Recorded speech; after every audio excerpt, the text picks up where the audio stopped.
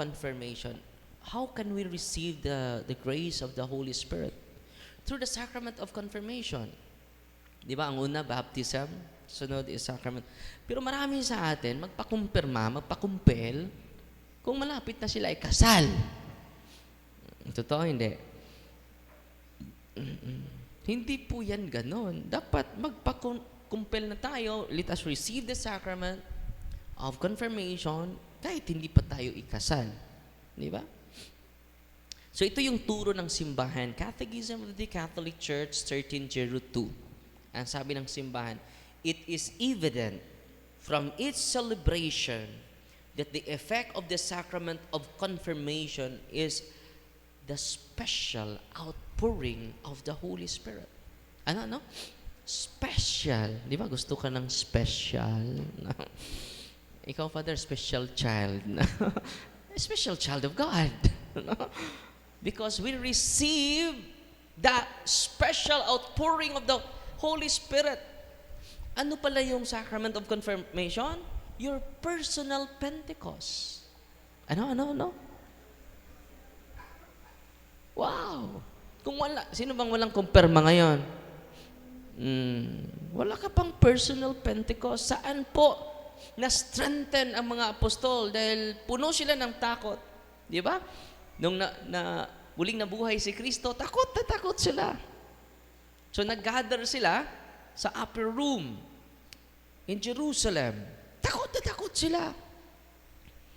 Dahil sila na isunod. Kayo na isunod na i-persecute sa mga Fariseo, sa mga Sadduceo, sa Roman governor, sa Palestine, si Pilato, kayo na isunod. Takot sila. Pero biglang lang, nagpakita si Kristo. Ikaw ba yan, Panginoon? Ikaw ba yan? No. Hintayin ninyo ang araw sa Pentecost. Dahil sa araw na yan, the special outpouring of the Holy Spirit will be given to you. No? So, special outpouring pala, yung sacrament of confirmation. Your personal Pentecost. Wow! Tanungin mo yung katabi mo na, kumpirmahan ka na ba? A new strengthening by the Holy Spirit. Sa mga nabautismuhan, para yung nagpa-enroll tayo sa PMA. Yung baptism enrollment period yon. Pero yung confirmation trains and equips you for battle. Yung training ground. So, yung outpouring of the Holy Spirit will happen during the sacrament of confirmation. Sino yung ordinary minister sa confirmation? Sino? Sagot. Bishop. At diniligate niya ng bishop in case of necessity sa mga parish priests. So, pwede administer ng confirmation ang parish priest. Yung parish vicar father, maka-administer ba siya ng confirmation? Yes or no? Sagot! Siguristang nagway, oh. Malita, masayop niya. No! He cannot administer, only the parish priest, because it is delegated power. Delegated authority. Delegation cannot be delegated. So yung dinilegate na kapangyarihan, hindi mo ma-subdelegate.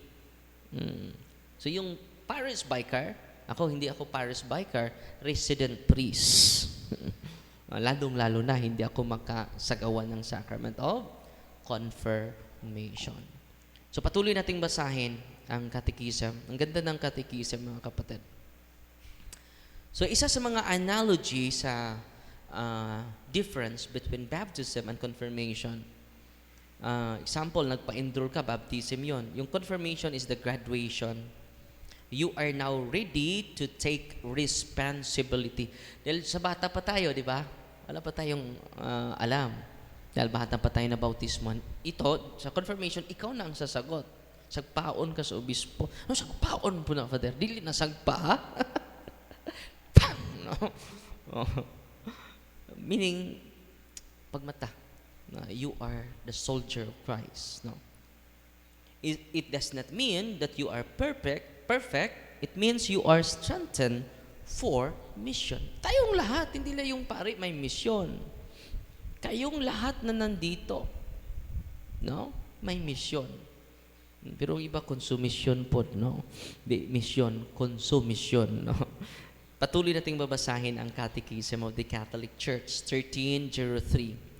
From the first fact, confirmation brings an increase and deepening on baptismal grace. So, ang confirmation pala, it increases and deepening of our sanctifying grace. No?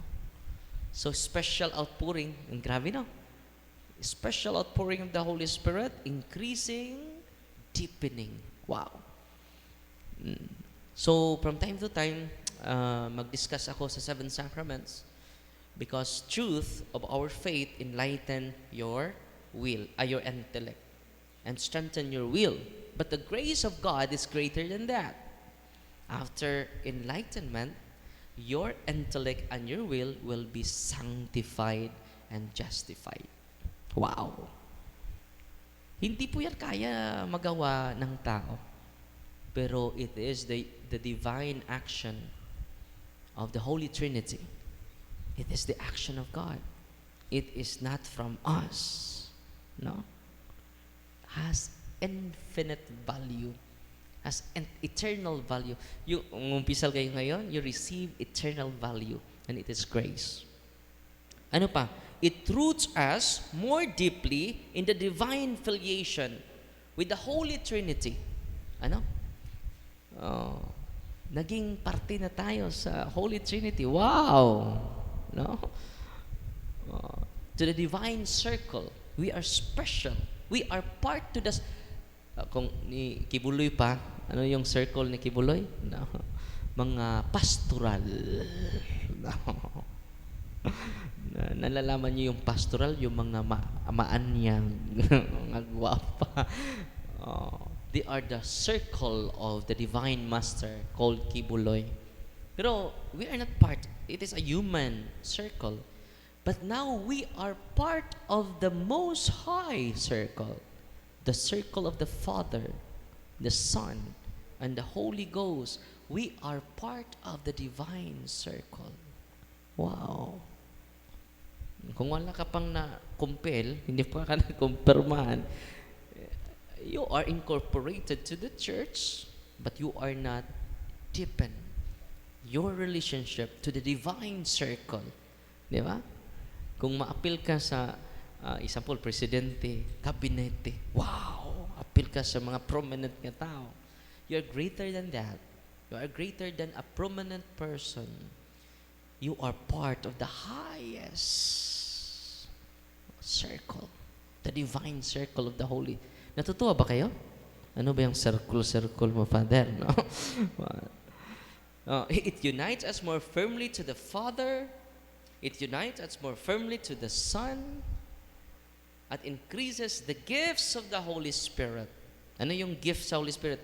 Una, yung hiningi ni Solomon, wisdom.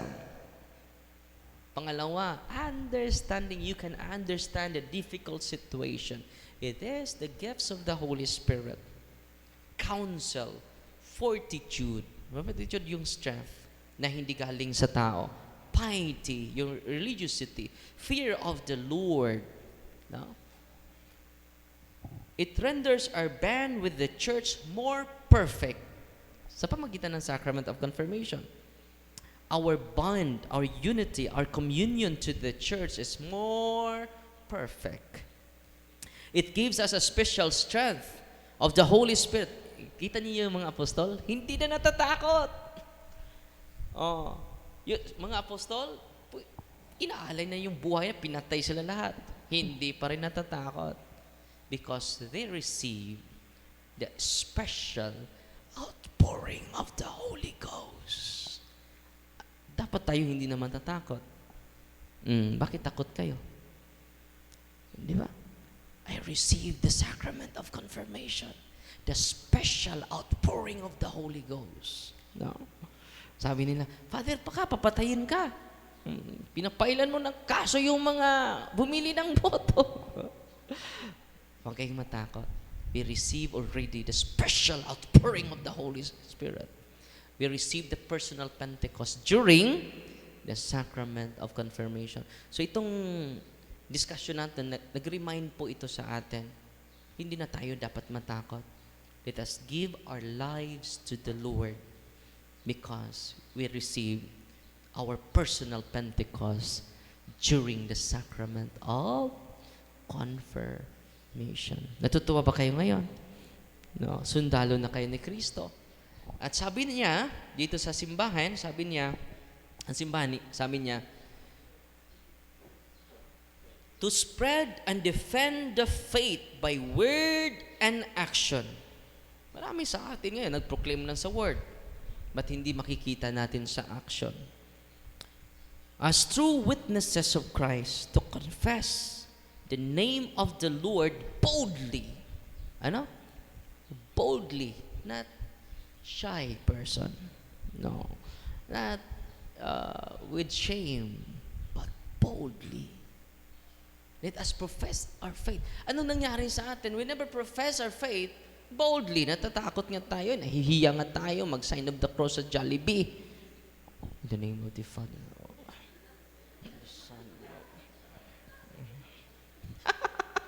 pambihira ka naman, no? Kapag may ecumenism, yung mga pare at ilang obispo, hindi na mag-sign of the cross. Huwag niyong ikahiya yung identity natin. Huwag niyong kalimutan that you receive your personal Pentecost when? During the sacrament of confirmation. Let us profess all together the name of Jesus boldly. No? Masang bold, Father? Maghubo ta? Wala tayo sinina, Father? No? Katawas, Brad Leo. Naghubo ni mo, managan ng mga tao. Ayaw, Brad Leo. No? Meaning, hindi na tayo mahiya. No? Wala na tayong hiya. No? And never to be ashamed of the cross of the Lord. Yan po ang sabi dito, no? CCC 1305, Catechism of the Catholic Church. This character perfects the common priesthood of the faithful. So, ito po nag-perfect sa priesthood ninyo. Common priesthood, not ordained priesthood, but our common priesthood. Received in baptism, and the confirmed person receives the power. Ano? Receive the power. Huwag kang mahiya. No? Kapag may ibang sekta, huwag kang mahiya to profess your faith because it is our identity. No? At kapag mahiya ka sa iyong identity, it is identity crisis. Maraming Katoliko suffered with their identity crisis. Anong sabi ng simbahan? Quasi ex officio. Latin po ito. Anong sabi niya? It were officially to profess faith in Christ publicly. Nung una, di ba, may messianic secret. Wala nang secret ngayon. Na-resurrected na secret. Wala nang messianic secret ngayon. Let us profess Christ publicly, boldly and publicly. Amen? Kaya nga, magsagawa tayong market preaching eh. Kaya nga, haharapin natin yung mga pastor eh.